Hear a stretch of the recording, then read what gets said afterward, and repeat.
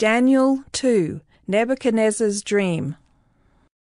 In the 2nd year of the reign of Nebuchadnezzar, Nebuchadnezzar had dreams. His spirit was troubled, and his sleep left him. Then the king commanded that the magicians, the enchanters, the sorcerers, and the Chaldeans be summoned to tell the king his dreams. So they came in and stood before the king. And the king said to them, I had a dream, and my spirit is troubled to know the dream. Then the Chaldeans said to the king in Aramaic, O king, live forever. Tell your servants the dream, and we will show the interpretation. The king answered and said to the Chaldeans, The word from me is firm. If you do not make known to me the dream and its interpretation, you shall be torn limb from limb, and your houses shall be laid in ruins. But if you show the dream and its interpretation, you shall receive from me gifts and rewards and great honor. Therefore, show me the dream and its interpretation.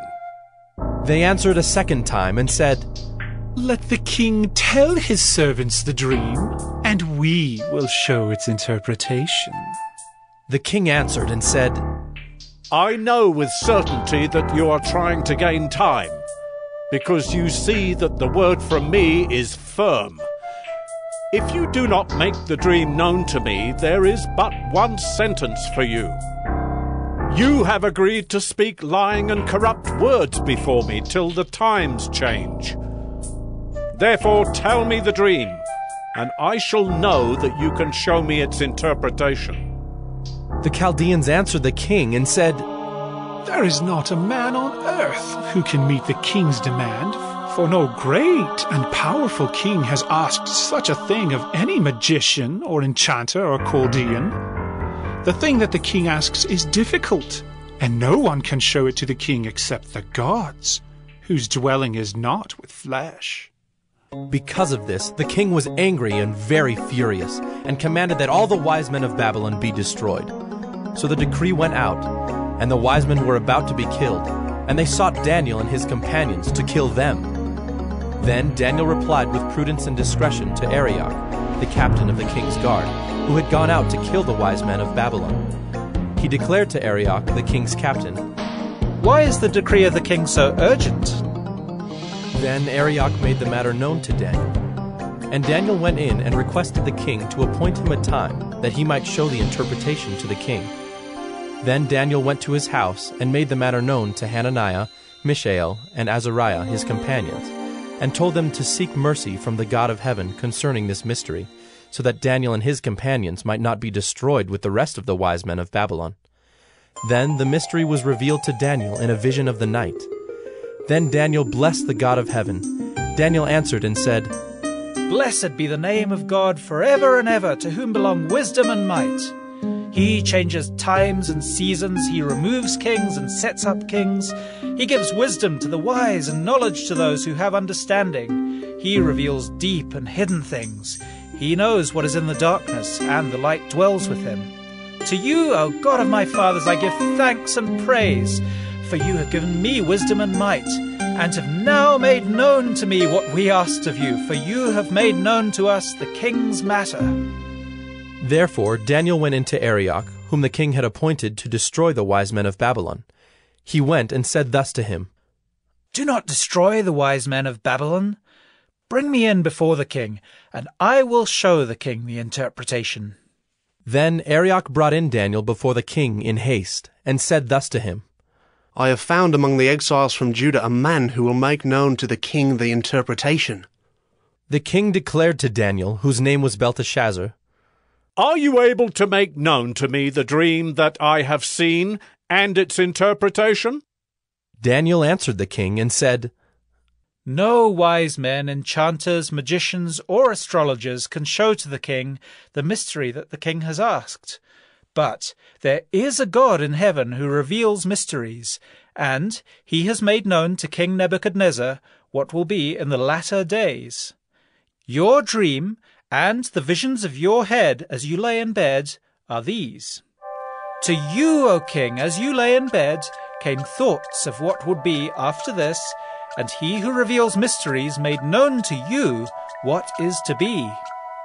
But as for me, this mystery has been revealed to me, not because of any wisdom that I have more than all the living, but in order that the interpretation may be made known to the king, and that you may know the thoughts of your mind. You saw, O king, and behold, a great image. This image, mighty and of exceeding brightness, stood before you, and its appearance was frightening. The head of this image was of fine gold, its chest and arms of silver, its middle and thighs of bronze, its legs of iron, its feet partly of iron and partly of clay.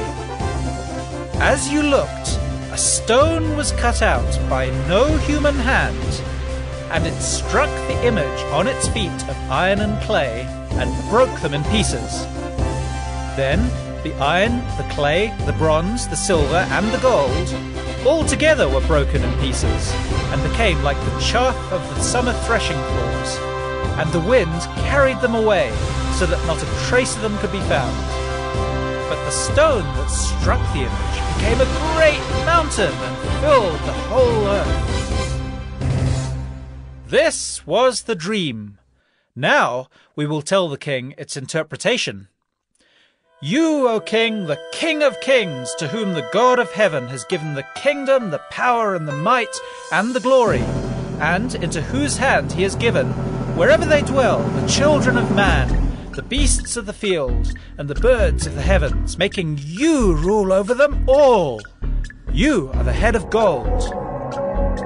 Another kingdom, inferior to you, shall arise after you, and yet a third kingdom of bronze, which shall rule over all the earth.